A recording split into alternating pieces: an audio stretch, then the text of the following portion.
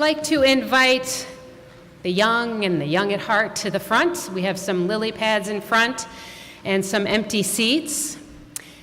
And I'd also like to invite Reverend Bret to sit in the front. You can choose a lily pad or a chair. It is up to you. Do I have to act surprised this time? No, you don't have to act surprised this time. The story this morning is A House for Hermit Crab by Eric Carle. Some of you may be familiar with it. You may or may not know this about hermit crabs, but they inhabit a shell for a time, and during that time they make it stronger and more beautiful and vibrant. And then when it's time for them to move on, they move on to another shell.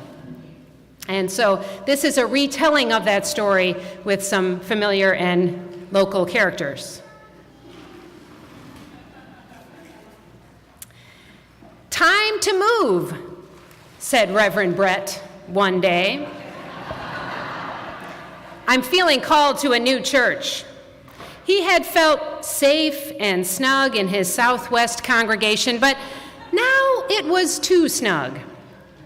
Bret stepped out of the church and onto the path toward a new ministry. But it was frightening out in the open without the familiar folks he had come to know and love. "I hope it wasn't a mistake to leave," he thought. "I must find a new spiritual home soon." Soon, Reverend Bret found just the house he was looking for. It was a big house of worship and strong. He moved right in, wiggling and waggling about inside to see how it felt. It felt just right. But it needs something, thought Bret. Not long after he arrived, Reverend Bret met some trombone players. They began to play music together. "How beautiful we sound," said Bret. "Would you be willing to play for the 9:15 service?" "We really need you." "Sure," they replied. Next, Reverend Bret noticed we didn't have a way to show images in the worship service, so he brought in a screen to make Sunday mornings more lively and interesting.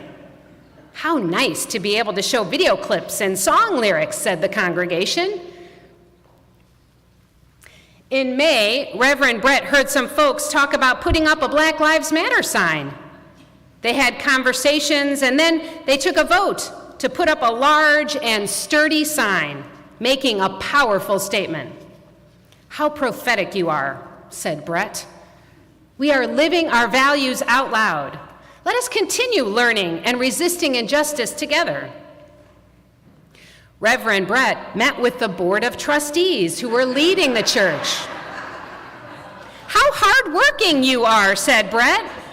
"Would you like to move forward with policy governance to more efficiently run our church in a mission-directed way?" "Why, yes," said the board members, more or less. Happily, Bret explained policy governance, brought in consultants, and helped the church draft end statements. Reverend Bret loved his people and wanted them to be safe. He put walkie-talkies in all the rooms of the church so they could communicate with each other in an emergency. The staff didn't always know what to do with the walkie-talkies, but they were there if they were needed, and it was fun to practice with them. One day, Reverend Bret and the church members realized that their building wasn't as accessible as it could be for everyone. "It's hard to get in the front door with my walker," said some. "How do I get into the lower level?" wondered others. "I'm having a hard time hearing," whispered several. "I can't read the order of service," sighed a few. A group of committed members decided to work together to make the church even more welcoming. "Let's put in a lift to the lower level," said Bret and the accessibility team. "Can some of you help us do that?" "We can," replied several members, and a new Lula lift was installed so people could easily get to the meetings on the lower level. Who can help us with the sound and technology on Sunday mornings so that people can hear the service and see the screen better? I can, said Adam. There's more to do, but things are getting better, they all agreed.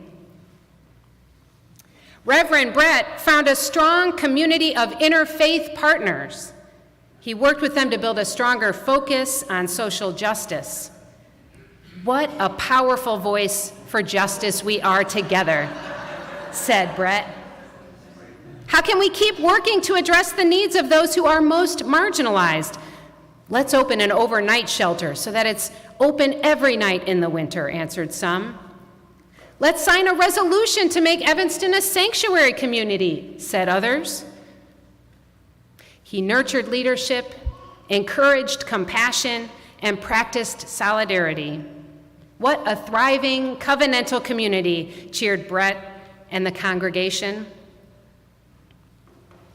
After some time, Reverend Bret felt the old, familiar sense of calling, but in a new direction.